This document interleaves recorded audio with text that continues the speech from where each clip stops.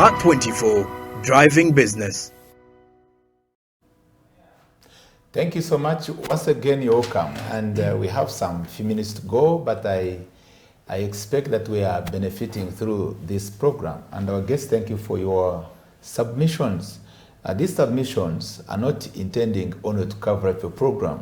We believe, as personally a policy expert, through media is part of an arm of government, an arm of policy making process. It participates. And through this, Dr. Lawrence, we hope that your articulated good points should not stop at this. We are blessed that in our country here, which should be counted as a blessing much more, as I stated in this context, the Minister of Education is the First Lady, and as we call her, Mama Janet Kaguta Museveni. All those names there, you know. And basically what I'm trying to look at is, as a mother, and above all, as a citizen, and as a senior leader, we hope a lot has been done, and yet we have some of these gaps. Doctor said we shouldn't lose hope. It is true. But again, we're making some of the key statements. What is identified as education apartheid? What again is giving the frustration to our dear parents who are selling their land, selling their property, and our children who are spending years in this process, and some end up dropping out frustrated, like either looking at why did they participate in this education process. Things should change because we are here for purpose of transformation. And we know the country of Uganda, other countries, we talk of Rwanda, Burundi, we talk of Tanzania and Kenya. We look at this newly formed state of Southern Sudan, which have a lot which they could want to borrow from us. And for purpose of enlightenment, Uganda seems to have been ahead of all these other states. But yet now, there is a quite question of debate which is calling us as a country, how best can we have the excellent delivery of education that will benefit our region? And once again, as we go through our discussion towards the closure, we'll be making the sum up of all that we have said, that basically to give input that should be taken care of by whosoever is responsibly watching this program. And not forgetting what you stated, where we are referring to issue of government. Dear citizens, the government is with you. True. You are having members of parliament, and what you normally do, our dear citizens, is to go, you go secretly, and you ask a member of parliament how you should look for your kid job. But you are not telling your member of parliament how the member of parliament should take up a policy which will not only cater for your kid for a job or for getting a vacancy, maybe in Muganga, but to provide the education that will benefit all. We must change. And also, our dear youth, you now go and begin even to castigate. Your member of parliament is not looking for your job. But you are not saying, member of parliament, why can't you form an association in your constituency, and you come up with a policy and say, why can't you do this and this? In this case, whether you transfer these skills not to be just stated as political program, a myoga. Let us go and teach this myoga. This is my recommendation, sir. In these secondary schools, so that, because remember, when I was a student, we used to have what they called some art and skills. Art and craft. Art and craft. Yes. And why can't we take these skills so that by the time a child, you test the imagination power, you test the creative power, and you say, for you, we believe you can be an agriculturist. Uganda is based on an agrarian economy. The source of employment is agriculture. But are we giving space in our education system to make sure that there is a practical education, agricultural education in our secondary schools? While we are talking about technology, are we giving time? Once again, guests, please, it's a pleasure. Myself, I'm inspired. That's why I'm speaking the way I'm speaking. Please, you can give your final statements, your final views, which can help us conclude this program. Yeah.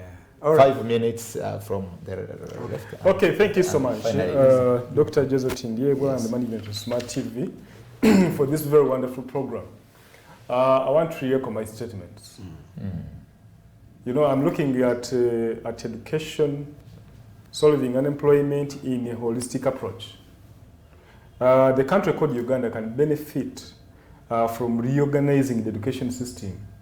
If, for example, we can look at, we can offer education as a service, as one of the leading services in East Africa. We can compete at that level. Mm-hmm.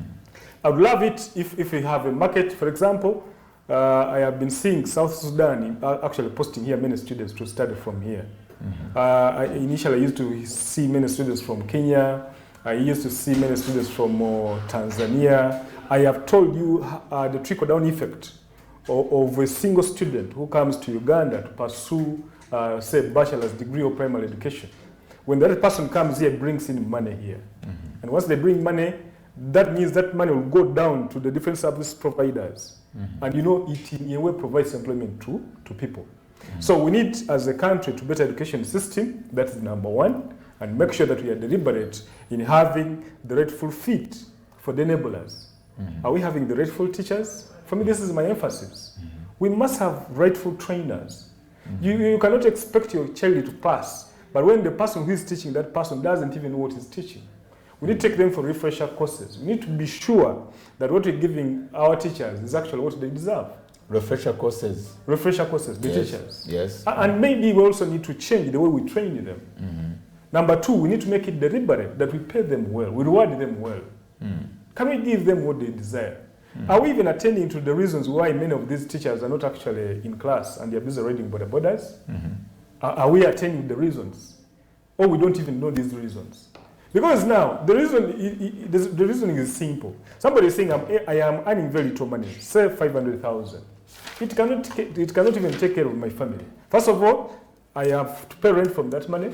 I have to take children to school also on that same amount. I have to feed on that same amount. So at the end of the day, somebody actually remains with nothing. Mm-hmm. Dr. Joseph, I don't know in Kampala whether you're hiring or you constructed, mm-hmm. but I know that an average house in Kampala that can actually accommodate mm-hmm. A household is about 500,000, an average one.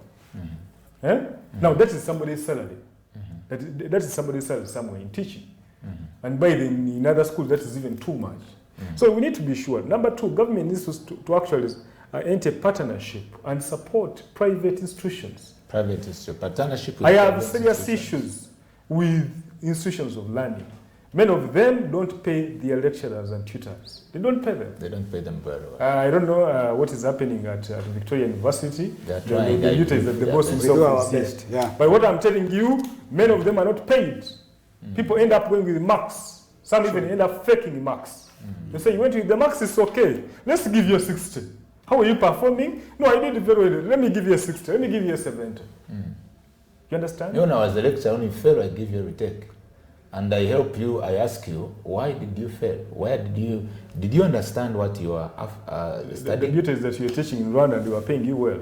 This is the point I'm talking about. They're paying me well. They are paying you well. That's why you're looking like that. But yeah. I'm telling you, you find a miserable lecturer. Mm. You can't even give 20,000 and refuses to give you marks. Mm-hmm. We have girls who will just go and look for money and say, now I want marks. Let me just give him 20,000. And that's as they do harassment, even it's something you're not talking about. I'm not even going there first. But for me, I'm looking at how do we enable them perform. For as long as we are having lecturers who are not paid well, teachers who are not motivated, like the doctor said, if you're having a teacher, a lecturer who is happy, because everything is supposed to be done by the teacher. He'll transform the kid, impart, assess, and make sure that even advisors. Mr. Paul, your last word? You understand? Mm. So for me, I'll still stick to the policy level. Mm. Our government, I am meaning the government with authority, because it is the one that is mandated by the Constitution to come up with the priorities of this country, to come up with the budget. Okay. Well, Dr. Rowland said the government is us, it's with us. It is true. But I'm telling you, we have people with authority who determine what is supposed to be done. You have to come up with, I've told you, this is the budget call circular. Mm. It details the priorities of the country. Yeah, that's right. Once we are not prioritizing education as one of the lead sectors that we have, then we shall not have anything change. So this must be deliberate. The funding you're talking about, because I was yesterday hearing the Minister for Transport looking for funds for the standard gauge rail. They were so deliberate. You want to finish this thing, you want the money. And it was given. So the issue is we need to prioritize the education system, because we know once our education, we get it right with education, everything will be fine. You'll have quality labor force. You'll have people who will go out and get employment. We shall even chase away foreigners from here. Because one of the reasons why why the employers are hiring foreign people is because we don't have the employable skills. Some of us don't have, some of the graduates don't have employable skills. You go for an interview, you can't actually compete. Because you've not been trained to do so. You can't write a report. You can't even express yourself. You don't even know what you studied. If they ask you what some of your skills, you cannot even state it very well. So one of the ways we need to fight unemployment is by making sure that we produce quality students. Quality professionals. So that when they go for employment, if I say I want to go and teach, then I should be in position to be knowing what I'm going to teach. I should at least be a person who's good at communication. But you're looking at a teacher. I've seen, for example, in many instances, you meet somebody say, I'm a teacher of mathematics, but when really this person is a complete discouragement. Yes. First of all, he's rude. He cannot even communicate well. He doesn't know even the few skills of teaching math. His biggest instrument is a club, a stick. That's the enabler now for you to learn mathematics. And he ends up dropping. You understand the whole thing. Then someone say, I will not manage this. If math is actually associated with strokes, then there are the issues. So we need to put this right. We need to make sure that we recruit the best quality in the teaching profession. Thank you. Yes. Why is it that all the time, I'm not saying that whoever joins education may be failed, but we don't attract the best of the best. We need to attract the best of the best. Given that is the kind of system that we have in. We need to have people who excelled as number in the category of A, joining education system deliberately. Like he said in Finland, the leading sectors is education and what? Law enforcement. And law enforcement. Ask yourself, what is the quality of people that join law enforcement? Law enforcement. Law enforcement. Ask yourself in Uganda. Are they the best of the best? No. Actually, if you look at the qualifications, say, for as long as you passed English, you come. But you never see a person who was an excellent student joining the army. You are joining police. You've never studied even a You've never. I think you're getting the whole thing. So we need to attract. It should be deliberate. It should be a policy matter. We say now, how do we get there? Let's increase the pay. Once you increase the pay, you'll see them there. That's good. You'll see them there. Let's increase the pay. We say now we are paying a primary teacher 5 million shillings. You'll see. Nobody will go to law school to study law. Thank you so much. Nobody will even go to the medical school. They'll say now let's go and teach physics there, because now you want the quality of teachers to improve. You need the best of the best. I was giving you a scenario of how I dropped out of a physics class. The best of the best, yes. Because I was imagining there was no inspiration. In Uganda, if you don't have a postgraduate diploma of education, you don't go to teach. They made it as a policy, and by the time I was needed there, it's just 3 years ago, I'm no longer there, maybe COVID and so forth, they made it deliberate. If you don't have a postgraduate diploma of education, you are not qualified. They said you will lose the job. Here, there was that attempt, and people began to make noise. And it was serious, you remember, just to get a bachelor's degree of education here. And I think, dear citizens, we better take things serious. You mentioned a statement that at times looking at a teacher who is teaching you, yet is also half-baked, is also not good if you are to have quality. You make your conclusive statement. Yeah, so you see, what you're talking about is even goes, in Uganda, I don't people joke a lot. Yes, please. You look even at the quality of our lawmakers. I am not here actually even to criticize them, but some of them, they don't fit, apart from getting the mandate to go in parliament. Who is a member, who becomes a member? I think you're getting the point. And now when you push for it, many of them will fight it. Because for them, they don't mind about the quality. I don't know whether our country has gone to the dogs, but people don't mind about the quality. I think, and like I said, if you say we are pushing for these reforms in the education sector, many of them will fight it. We say, now, how do you make education to be very important? You mean for us, you have traditional important courses. I think you are getting the whole thing. Yes. But for me, yes, if we are to improve on unemployment in Uganda through education, One, I'm saying government must be deliberate Yes. in making Uganda a center of excellence for education. We need to attract. It should be a leading service that we offer because we have what it takes. We have the best speaking people here in Uganda. I think the ranking has been that Ugandans speak very good English. I think you're getting the whole thing. Yes. Now, what about that now? Yes. How do we make use of it? Yes. Can we even sell it outside? Yes. Because this should be a service, should be selling. People should be coming here to bring us money for education. We say now, so it also goes to the standards. So government, do you have a Department of Standards? What is that? Yeah, the Uganda Bureau of Standards. No, for education. Quality assurance. Quality assurance. Yes. For me, I have been telling Dr. You have that passion, I've been telling Dr. Lawrence Yes. that I can move with him. We go somewhere, he sees somebody who is hawking papers for money. People who are, yes, of a certain university. Maybe you may save the situation. We shall be grateful to have You that get the people. whole thing. So I have always been asking myself, is it true that really this government There's is what not we aware call of community this? policy, so we can be ourselves Yes? police and Is go it and really save the not situation. aware? Yes, no. You know, people getting documents, but when they cannot actually, and somebody say, now give me 1 million. Me, I even backdate it. Right. Is it the way to go? Thank you, Mr. Paul. We have taken all the your views to be very pertinent in this discussion. And the viewers, you don't have any contestation. These are views that we are praying that you are the government, part of you are there, that are part of those who are in authority. And also citizens who can push for such recommendations. And we should stop compromising, Doctor.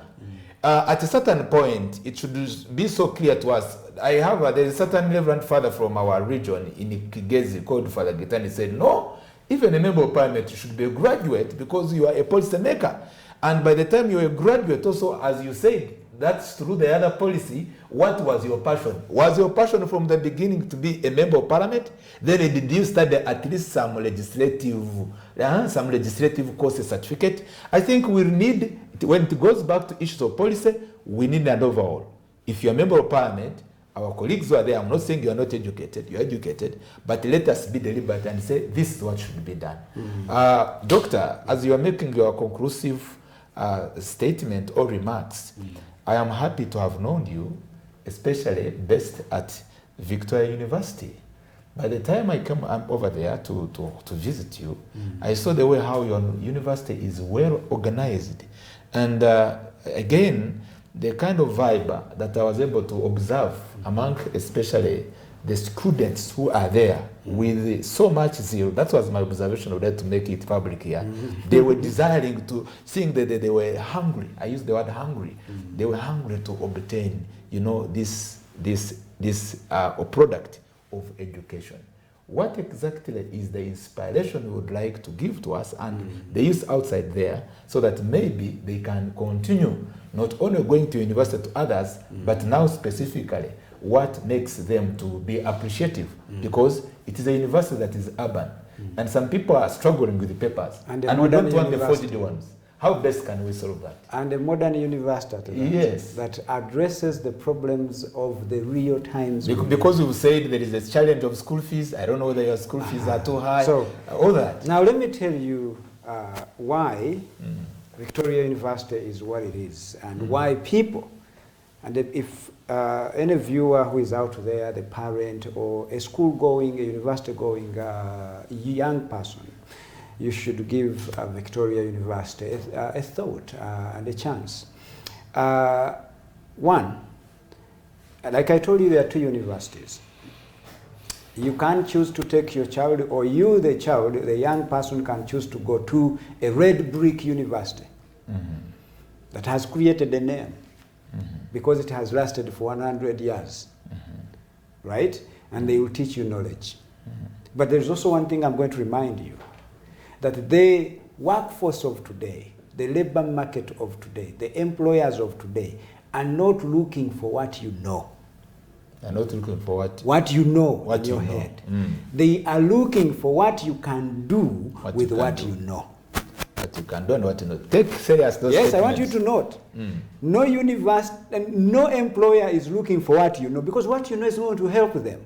But what you can do with what you know. So therefore, So don't tell them that I am a hold of bachelors of arts. Oh, that I studied filming, so I also know who discovered filming. I know who discovered this camera and the pieces. No, they are looking for someone who knows how to use a camera and can produce a graphic of quality. 1 second, even if I'm a holder of bachelors of arts, I study, either even in my special hours, to know how to do filming. Exactly. They are looking for someone who can do something with what you know. Thank you. So if you're a parent and you're a young person looking for school to go to, choose a school that gives you hands-on experience. Okay. Because hands-on experience will not only enable you to get a job, but will also enable you to create your own job. Instead of becoming an employee, you will become an employer. So that's what we have managed to do at Victoria University. Thank you so much. Right? Yes, sir. Now, we are also saying, when you came there and what you saw is that we try to bring the real world to the classroom. We try to, the world becomes our classroom. So this the old-fashioned kind of classroom we know is no longer working for today because it is an artificial environment. Yes, sir. Students need to learn through the real world. Yes, sir. Because they are going to work in the real world. They have that inspiration. Yes, if you're talking about being a teacher, why are you learning how to be a teacher on a desk? Go in a primary school, go in a secondary school, and learn how to teach. The theory, everyone has it on their phone. We will give you that theory, we'll guide you the best theory, but there is one thing we can't give you in a classroom. You don't need to go and buy handouts because some parents are struggling to buy handouts. And this is what we do at Victoria University. Forget about handouts. Your student, or you the very student, we will give you free textbooks. Free. And soft copies on phone. And soft copies on phone. We have worked that out with our partners. Every student who comes to Victoria University, don't ask your parents to buy you books. We will give you free textbooks, soft copies that you can carry anywhere. That's great. If you are struggling with education data, we'll give you also education data to help you, because we want you to become a digitally sensitized student. Modern university. One who is going to have digital literacies. So that is Victoria University. Kind of make your final statement. My final statement, yes, sir. which goes to our brothers and sisters, countrymen. Someone can call them government. But these are our neighbors.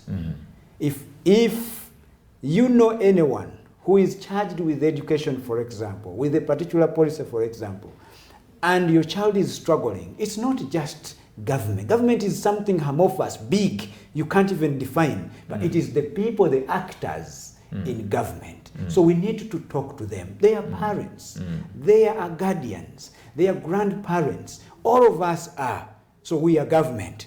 So I may be a vice chancellor of Victoria University, but I have a role to play in government because I am delivering education. So that means it is my number one responsibility to first do my job that is dictated to me by my office. Thank you. And I want to really call upon everyone, people in leadership, that there are certain sectors that are not partisan, but rather they are supposed to be non-partisan. Thank you. For example, education, health, and security.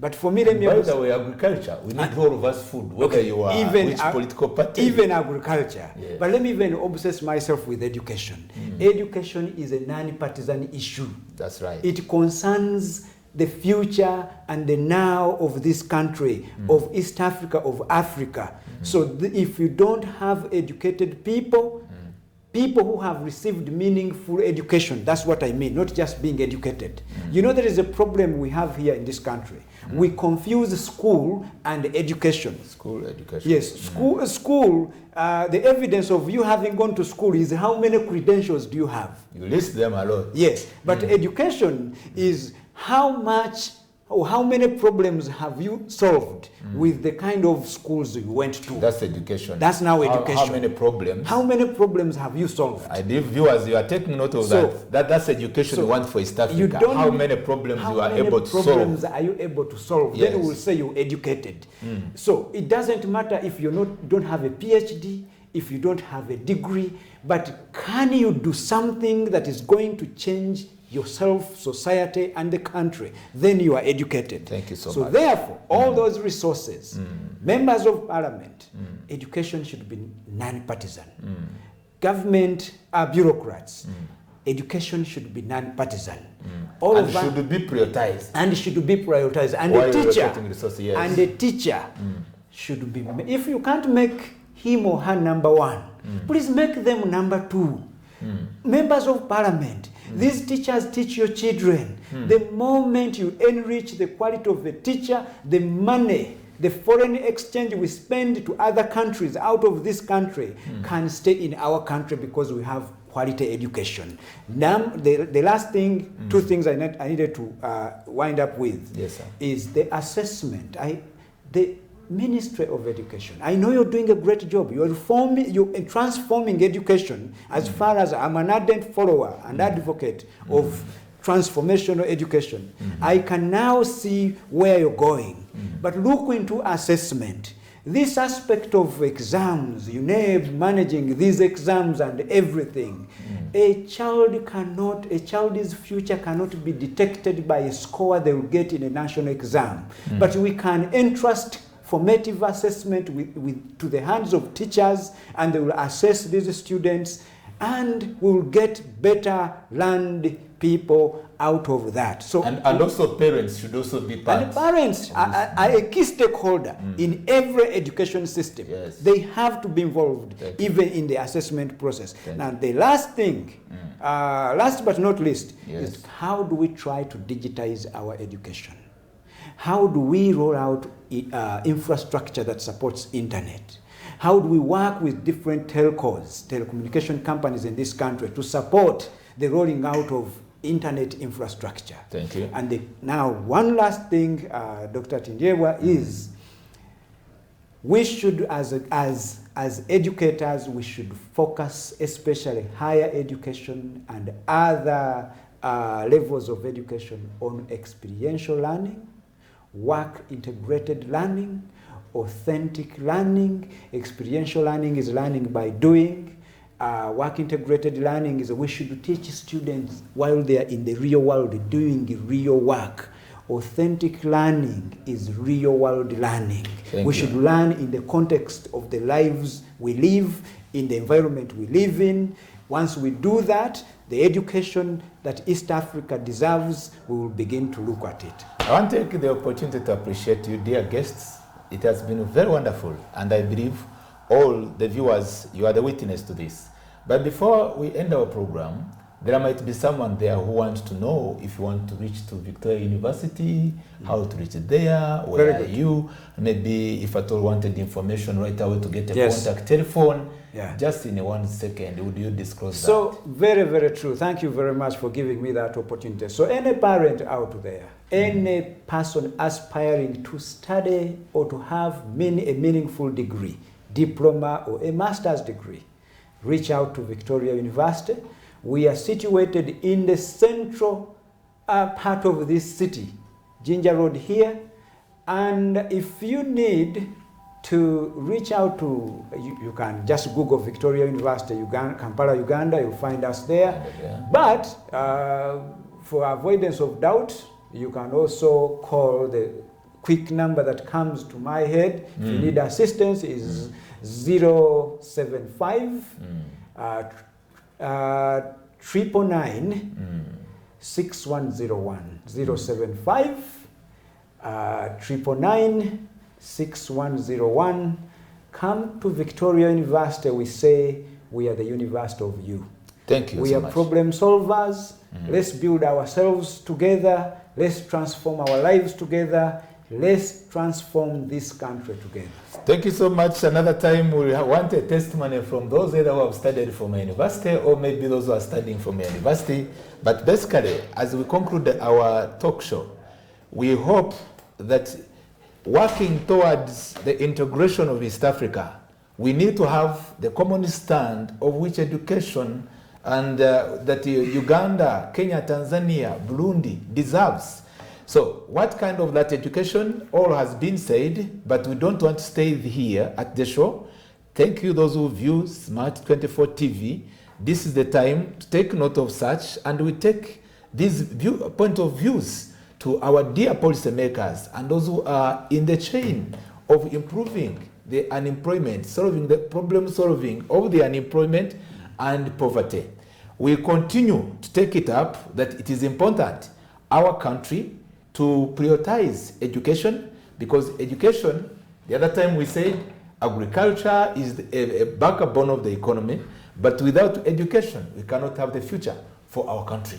And we hope next time when we meet again, dear sir, especially Mr. Dr. Lawrence Muganga, we believe that we need to partner together to see how we can have a transformational delivery of information to the public that will turn them around. Also, it is my passion. That's very good. And we hope to meet again. Thank you so much. God bless you.